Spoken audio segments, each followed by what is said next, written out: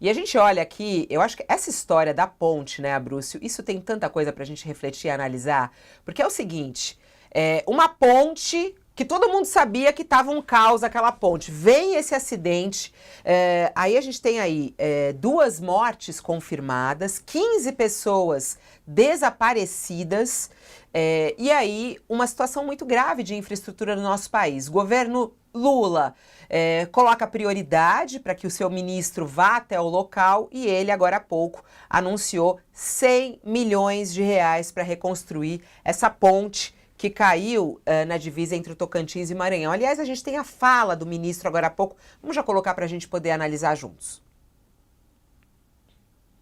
Ainda não chegou a fala, então a gente vai com a fala do Fernando Abrúcio neste momento. Professor, o que esse acidente com essa ponte nos traz de lição e como é que você analisa essa resposta do governo federal? Olha, é um desastre, é uma coisa terrível, tem mortes, temos que lamentar, mas eu diria, Fabíola, que tem uma boa e uma má notícia. Eu vou começar pela boa notícia. A boa notícia é que a reação foi muito rápida do governo, já prometendo e já disponibilizando recursos para reconstruir a ponte. Não é sempre que acontece isso no Brasil, Fabíola. Muitos desastres, nós temos tido muitos desastres nos últimos tempos, e vamos ter mais desastres naturais por razões que nós sabemos. Demoram muito tempo para ter uma reação do poder público. A reação foi muito rápida, essa é a boa notícia. A má notícia, Fabiola, é que essa é uma história contada há muito tempo. Ou seja, a nossa infraestrutura básica, em vários lugares do país, está sucateada. Em alguns lugares isso supõe um maior investimento do poder público em manutenção ou construção, reconstrução. Em outros se pode fazer ações na linha de PPPs ou mesmo de concessões. De todo modo, nós temos um mapa, o DENIT tem um mapa do que, digamos, está ruim em termos de infraestrutura, e essa ponte já estava no mapa do DENIT, Fabíola, desde 2019, não é de ontem. Então, assim, acho que os governos demoram muito para atuar na manutenção e evitar desastres naturais. Nós temos que aprender com isso. A gente está investindo pouco em termos de investimento público em infraestrutura. Claro que é importante fazer PPPs, concessões, mas mesmo países que fazem muito têm uma taxa de investimento em infraestrutura do ponto de vista relativo maior do que o Brasil. O Brasil está investindo pouco, precisa aumentar esse investimento e precisa, olhando esse mapa que já tem das obras, ou melhor dizendo, da infraestrutura que está muito sucateada e está em risco, criar um rol de prioridades, colocar de forma transparente ao cidadão e começar a atuar em torno disso, naquilo que puder fazer diretamente, que o faça, naquilo que precisar fazer em parceria com o setor privado, que o faça, mas não pode deixar acontecer o que aconteceu. Repito, a boa notícia é que o governo reagiu muito rápido, isso é bom, mas a má notícia é que a gente ainda tem governos que demoram muito para olhar para a infraestrutura sucateada do país. Chama atenção, né, Sakamoto, o fato do relatório do DENIT apontar que essa ponte estava com problema em estado ruim há bastante tempo, né, desde 2019. Isso mostra o quê? A gente sempre atua para depois contar os motos, de certa maneira isso, né? Cadê o trabalho de prevenção? Como é que você analisa essa queda dessa ponte e a forma depois como os próprios governos têm que atuar? Eu acho que dá para analisar essa queda de diversas formas, Fabiola. O Abruzzo já fez um dos pontos, né, do sucateamento da estrutura nacional, o que, na verdade, impõe uma reflexão a respeito da falta de recursos no Brasil para investimento. O Brasil tem uma falta de recursos para investimento, né? O orçamento ele está bastante imprensado com relação a isso. A gente pode até discutir questões fiscais e outras coisas. E aí a gente acaba entrando em debates, não é, vamos cortar de educação e saúde para investir em estrada. Isso é uma falsa discussão.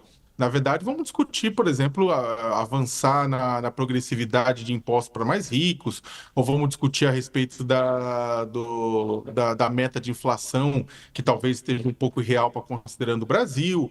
Tem vários elementos. Ninguém está discutindo, ninguém está defendendo mandar o fiscal para o Beleléu, mas isso mostra, na verdade, uma questão premente. A gente precisa de recursos para investimento, a gente precisa de recursos de investimento de infraestrutura, mas esses recursos não podem sair da educação, da saúde e da alimentação dos mais pobres, como que é o mercado financeiro. Então, é uma discussão para se colocar na mesa, que diz respeito para quem é que vai financiar o Brasil. Né? Então, inclusive, inclui, é claro, a questão de taxação de mais ricos, de dividendos, de outras tantas coisas que estão ainda longe, né?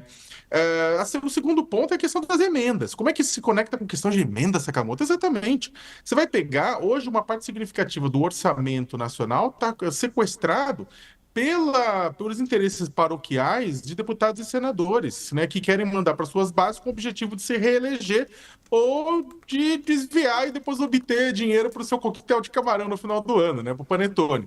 Então, o que acontece? Ao invés da gente dos recursos irem para políticas estruturais, por exemplo, uma BR, uma ponte numa BR, não é uma coisa que vai vir emenda via A, via B. A ideia é que seja estrutural. Olha, vamos consertar as pontes das BRs no Brasil. Então é um processo estrutural, uma política nacional, mas a política nacional acaba desidratada exatamente por conta dos interesses paroquiais de deputados e senadores que são enviados via emendas. Né? Ou seja, quando a gente fala que as políticas nacionais acabam prejudicadas, as grandes políticas, olha, de um hospital regional, ou de uma questão de saúde regional, de uma questão de transporte, de educação nacional, acabam prejudicadas em relação à emenda que é mandada para fazer dentadura, para fazer isso, para fazer aquilo, numa quantidade muito maior do que os habitantes, com indício de corrupção, quadra de esportes, tudo uma questão muito paroquial, é exatamente isso. Falta recurso porque o recurso é enviado de outra forma e o Congresso Nacional é corresponsável por conta disso, né? E aí a gente tem uma terceira, só para terminar, Fabiola, eu acho que tem um terceiro ponto interessante de tentar mostrar qual que é essa região. Essa região é uma região pobre.